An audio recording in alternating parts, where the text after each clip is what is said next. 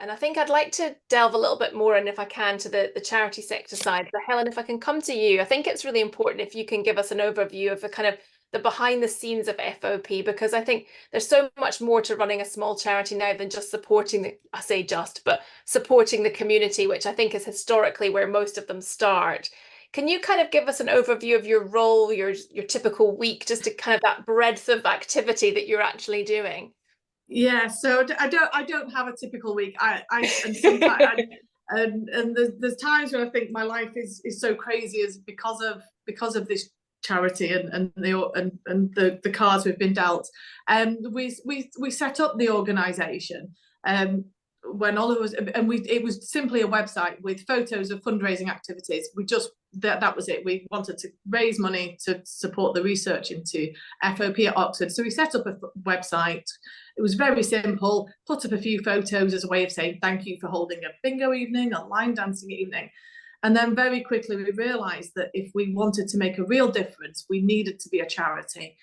I don't think we realised just what that actually involved, because running a charity is so much more than just holding a fundraising event, which in itself is logistically challenging and time consuming and draining of anybody's energy. But I'm aware that as a small charity, you still have the same number of jobs in a small charity as you do in a big charity.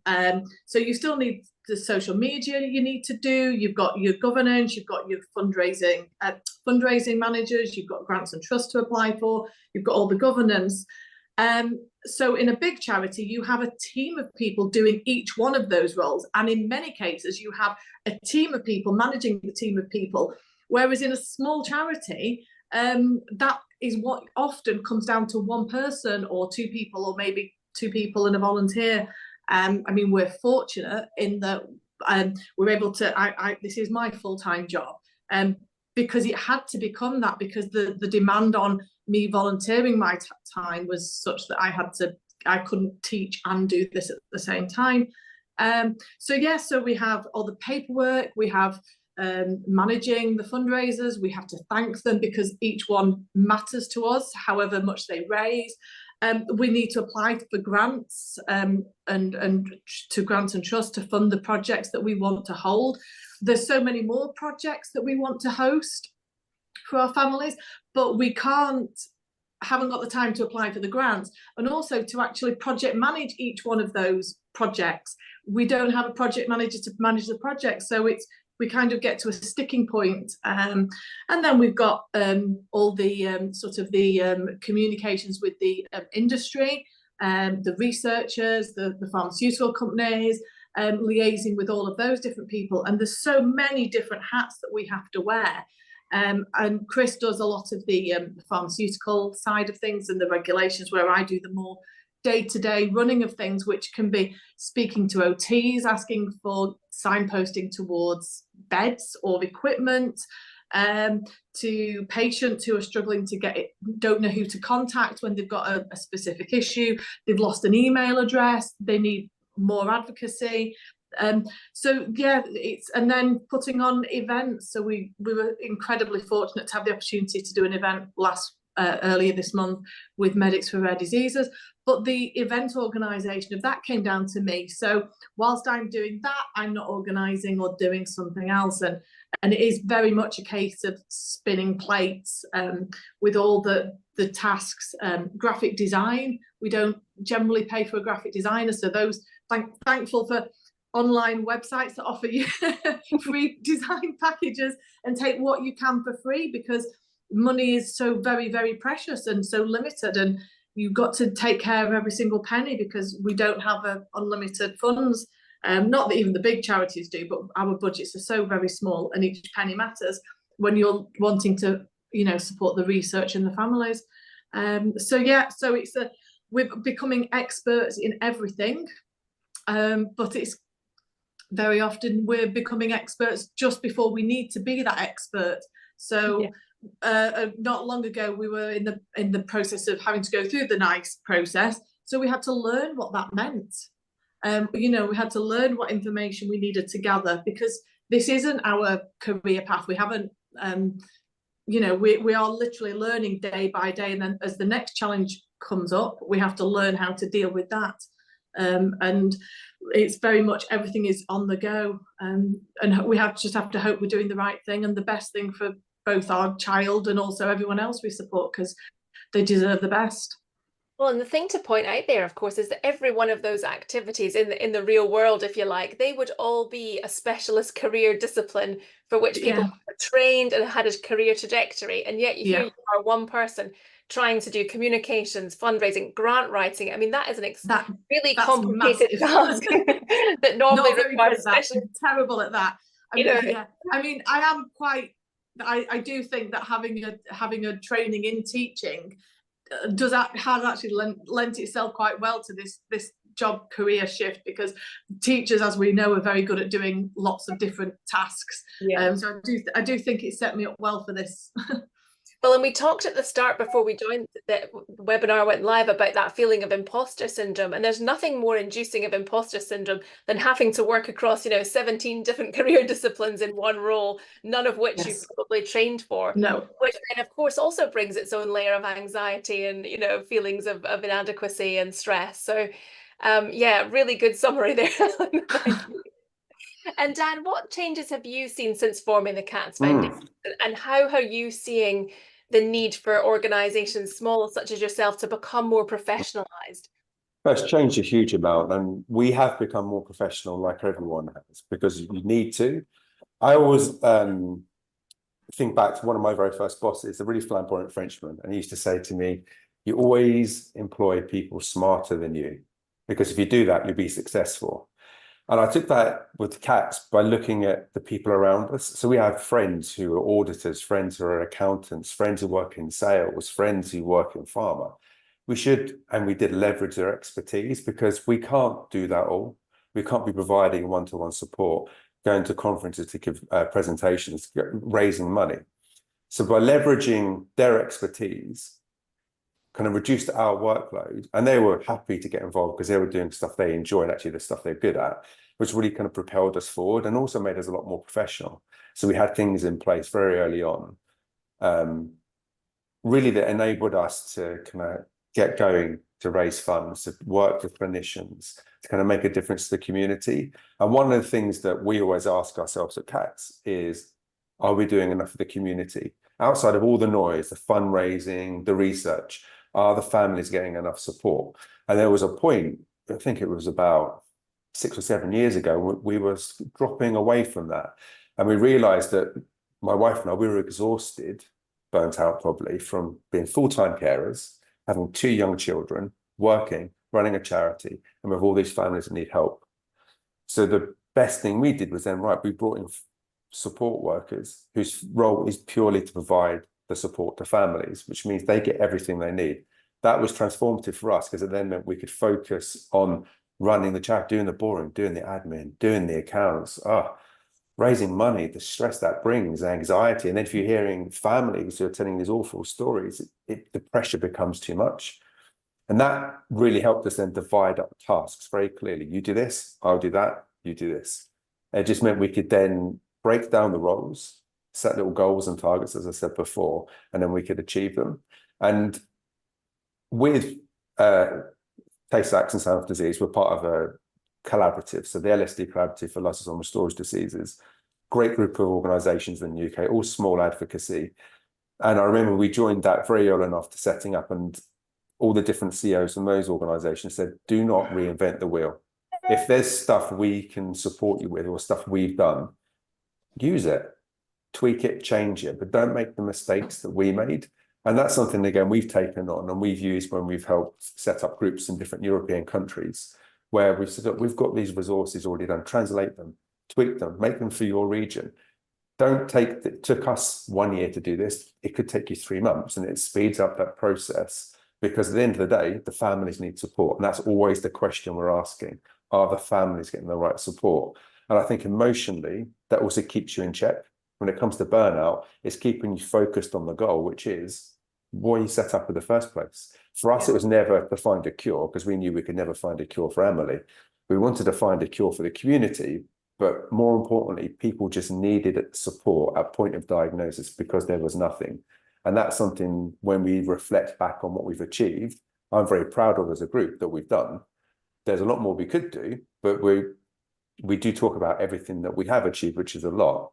So I think it's, again, very important, as Kim was saying, you reflect back on where you've achieved and looking at all the other groups, how much more professional they've come. That's not by chance. That's by hard work by everyone. And also standards being set by other groups. So everyone's seeing what other people are doing, and we need to get to that level. We need to get to that standard. We need to talk to industry in this way. We need to provide this support to families because this group does something similar. And again, we're all pushing each other. I think that's really good because we are able to really make sure, as we become more professional, we're sticking to our goals. Yeah, and there's two key things you said there. One was about bringing in that resource to take care of those core patient needs, which gave you kind of almost the headspace to sort of lift your head up and look at the more strategic view. Because I think that's the danger, you know, like for Helen and certainly in our situation with a small charity, is that you're so busy doing the do that very rarely have you got the kind of the capacity to think, well, what's the next year going to look like? How do we sort of plan for the future? How can we be sustainable? Are we doing everything? Because you're so busy doing the do. So it's interesting to hear that that's allowed you to do that and been quite an important thing for you. And the other thing is that, you know, I think we've all got to get better at that collaborating. You know, are there, even if it's not the same disease, are there other similar organizations that you can work with to share some resources? Because that time and money resource is so precious and ultimately leads to a lot of this feeling of burnout. So, you know, looking for those strategic partners that might help us in that way is really important. And Kim, I want to come to you because, you know, obviously things have changed a lot over the last few years, which I think has compounded this feeling for sure. I mean, how do you think the charity space has changed post-pandemic? Because we can't really avoid that elephant in the room in terms of impact on our leaders here. Yeah, I mean, it's a big question because obviously it would be very individual for different charities. I think the pressures on the charity space have been enormous since the post-pandemic, and the pandemic isn't post for a lot of small organizations too. You know, if you've got a community that are still dealing with a lot of immunological kind of implications, but also the fallout in terms of access to services, I think has been huge too. We've certainly seen in people coming to us much more anxiety and difficulty and worry about accessing ordinary care. Is it going to be available? Is it going to be reliable? And that then leans into more pressure on small organisations who are kind of picking up the slack when we would ordinarily have expected statutory organisations, social care, NHS to be doing that. And I think we have to be really careful as a sector that we, you know, as Charlene was saying, you know, we're very passion and mission driven, and there's a lot of creativity and a lot of expertise and a lot of resilience in the rare space and a lot of willingness, you know, people sort of going to say, we can do this, we can do this. And sometimes I say to people, you know, yes, you can do this, but should you be doing this? Or is this actually falling under someone else's remit, whether that's statutory services or another organisation? And being really sort of pragmatic and sometimes a bit ruthless about the care of your own organisation, because one of the things none of us, I think, in the rare space like to admit, I know I don't like to admit it, is around limitations. We have to sometimes come up against our own personal and organisational limitations. You know, what can we do right now? And what might need to wait, or what might we need to push someone else to do? And I think that's really helpful. You know, what Dan was saying earlier, that, you know, they recognise in our organisation they'd kind of reached a limit where they needed to do something else, and they brought in some support workers, and that transformed how they were able to work. Now, that can be a longer term aim. I'm sure there's people listening to this thinking, you know, oh God, yeah, we really used to do that too. It's about often working towards things and bringing in those people around you to help you get there. Things don't happen overnight. Most of us are in this for the long haul. And, you know, passion, as Shirley was saying, you know, we all go into it with a passion. Passion wanes.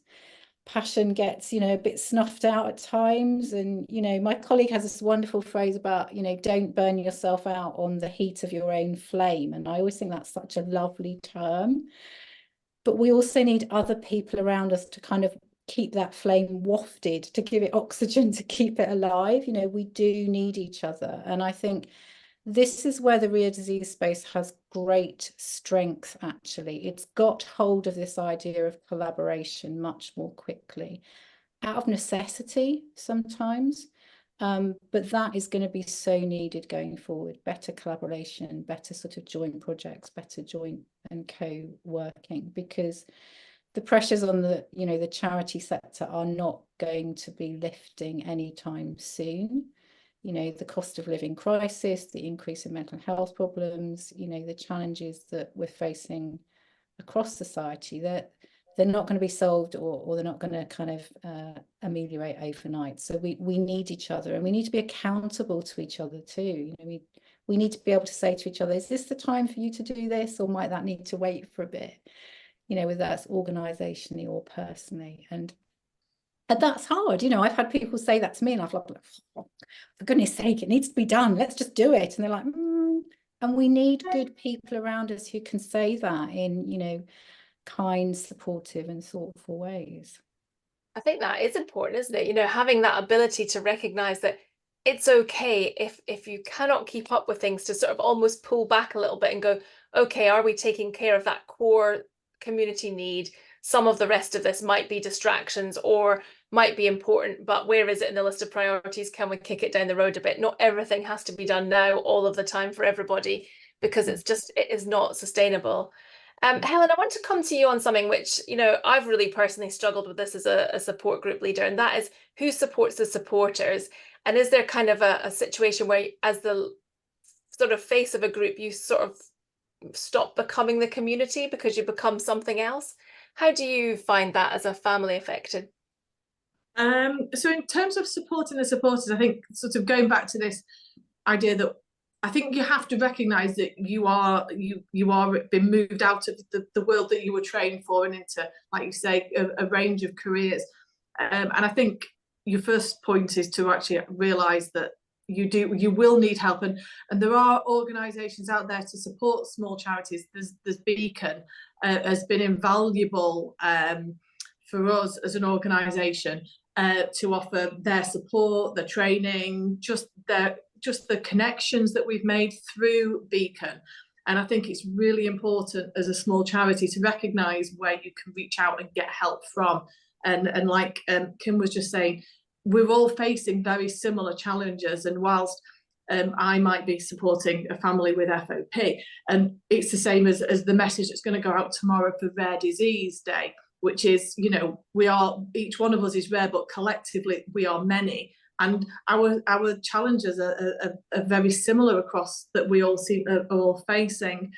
So Beacon has very much been a very invaluable source of support for us as a charity, as an organisation. And through that, you can then break off and find support groups through that, so people, and that you can make your own little WhatsApp groups aside from Beacon, just your own little friendship groups of people that you can meet up with, or just virtually chat with and complain and grumble and just, and sometimes that's all you need, is a space to vent with somebody who understands and they're not going to give you a solution, because there isn't a solution, but you just need that space to just, shake your head and scream and then, move on, kind of thing. So very much we've been thankful to them. And there's other patient organisations around, sort of supporting around the world that FOP Friends has been able to access. I do sometimes think we don't necessarily get seen as parents.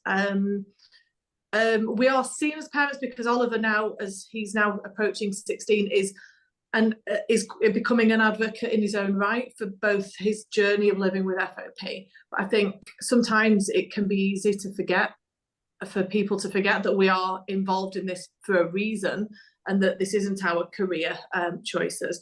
And that can be hard. But then equally, we have so many people in our community who will just send me a message and go, hey, how are you? How's your family doing?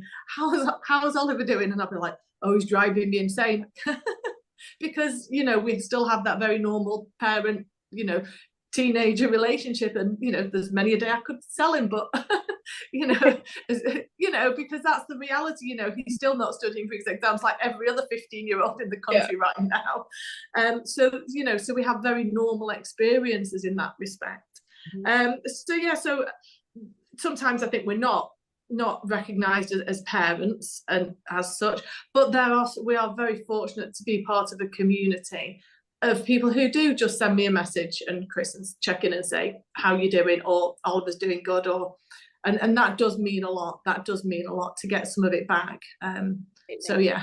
Was it the same for you, Dan? Because for you and Patricia, with losing Amelie, did you feel, because people come to you for strength and support, was it easy for you to then get the support that you needed from within the community, or did you feel that you couldn't reach out for that when you needed it?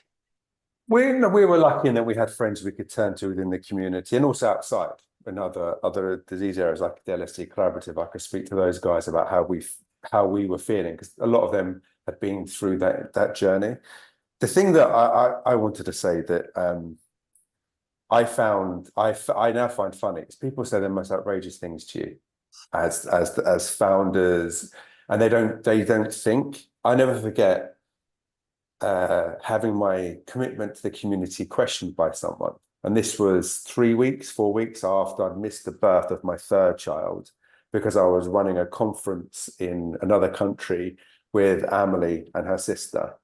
And obviously, Patricia, I wasn't there when Seth was born. I'm sure he's never going to forgive me on that one. But you make these decisions, and because we had made a commitment to the community that we were going to organise this, and it coincided with her due date, and we had made a decision of what we had to do. And it made me realise that some people will say outrageous things to you, and it's how you respond to it. Do you take that as a negative, or do you take that in a way where they actually are taking for granted what's been established? And rightly or wrongly, that's the route we took, was, we've created this community. If people take that for granted, they don't know what it was like before. Actually, that's quite a good thing. They don't know how desperate, how sad, lonely and isolating it was for us when she was diagnosed, not having this community.